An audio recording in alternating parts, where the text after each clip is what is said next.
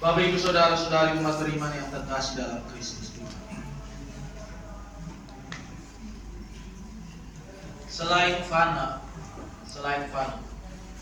keterbatasan kita manusia adalah bahwa kita hanya mampu mencerna, percaya dan memahami sesuatu hanya ketika sesuatu itu bisa dijangkau oleh panca indera kita manusia. Kita bisa sentuh, kita tahu dia ada. Kita bisa melihat dengan mata kita, lalu kita percaya. Kita bisa membaui, baru kita tahu ini aromanya baik atau tidak. Segala sesuatu itu diproses dengan panca indera yang membuat kemudian oleh akal budi kita kemudian mampu memahami, lantas mendorong kita untuk percaya akan sesuatu. Sehingga untuk hal-hal yang nampak tak terlihat, tak tersentuh dan tidak bisa dijangkau oleh akal budi manusia, kadang-kadang akal budi kita dengan segala pemikiran dan pengertian kita menolak akan semua hal itu. Saudara-saudariku yang terkasih dalam Kristus Tuhan. Sementara Tuhan Yesus di dalam kesempatan-kesempatan yang lain, Dia bilang berbahagialah yang tidak melihat namun percaya.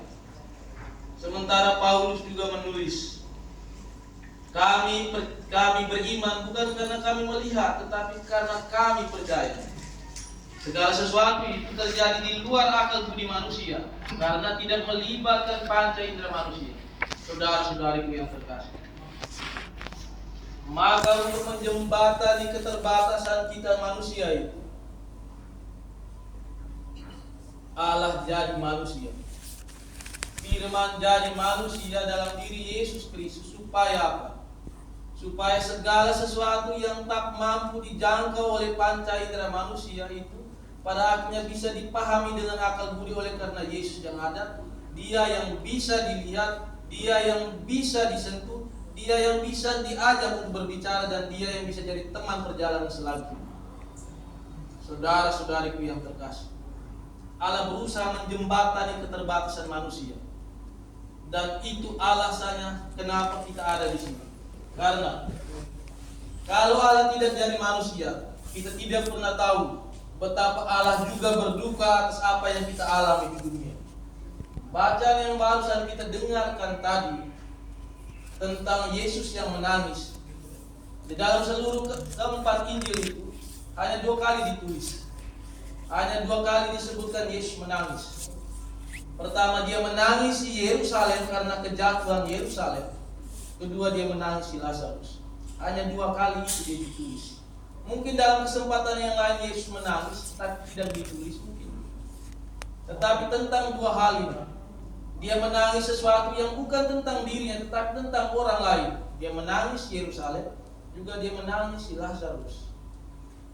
Dan kedua hal ini terdorong oleh belas kasih Allah kepada manusia. Kita menangis hanya karena kita mengasihi seseorang.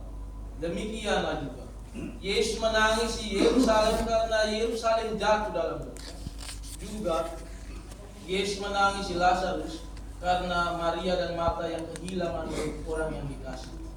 Maka saudara-saudariku yang terkasih, ketika Yesus menangis di Lazarus, maka semua orang bisa tahu bahwa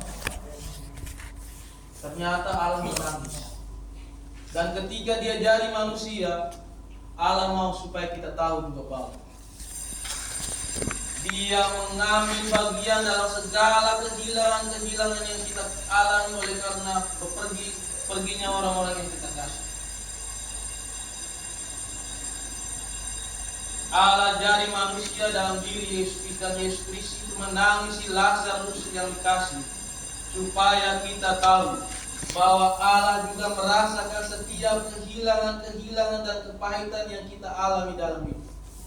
Karena kita bisa melihat dan kita mampu menyentuh dengan panca indera kita.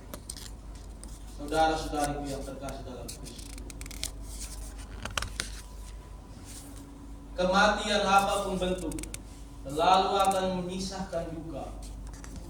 Karena apapun bentuknya, semua yang meninggal dan pergi itu dalam mengambil bagian dalam perjalanan hidup di dalam waktu bersama dengan yang masih hidup.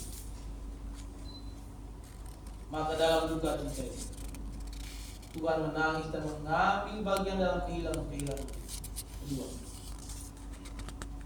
Karena perginya orang yang kita kasih untuk selamanya selalu akan meninggalkan kerinduan-kerinduan mendalam. Karena ada bagian yang hilang dari hidup manusia. Perasaan yang sama itu. Oleh karena Allah yang jadi manusia, kita jadi bisa tahu bahwa ketika dia di kayu salib, bahkan Yesus berseru, Allahku, Allahku, mengapa engkau meninggalkan aku? Dia sendiri pun mengambil bagian, juga merasakan segala kehilangan dan kerinduan, juga kehampaan terdalam hati manusia. Allah turut merasakan itu.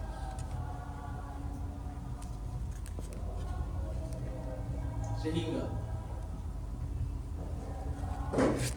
biarkan Allah sendiri yang mengobati segala perasaan kehilangan itu, dan biarkan juga Dia yang turut merasakan kepahitan, kedukaan, juga kehilangan serta kerinduan manusia.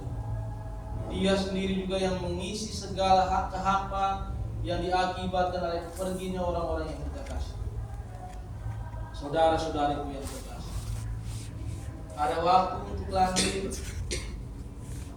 ada waktu untuk meninggal, ada waktu untuk mengumpulkan, juga ada waktu untuk melepas. Tetapi di antara semua perjalanan waktu itu, bacaan pertama tadi menutup dengan kata-kata baik. Segala sesuatu indah pada waktu. Kalau kita pernah dengar kata-kata ini, sumbernya itu tadi bacaan. Segala sesuatu indah pada waktunya. Dan itu semua dirangkai di dalam kasih Tuhan. Karena apa? Dia yang mengobati, juga Dia yang mengisi segala kehilangan itu. Selamat jalan Pak Yunanto. Semoga Allah yang segala kerahimannya boleh mengisi segala kerinduan dan kehampaan atas perginya saudara yang terkasih. Di dalam hati semua insan dan sanubari, keluarga juga kerabat yang ditinggal. Tuhan Yesus memberkati. Amin.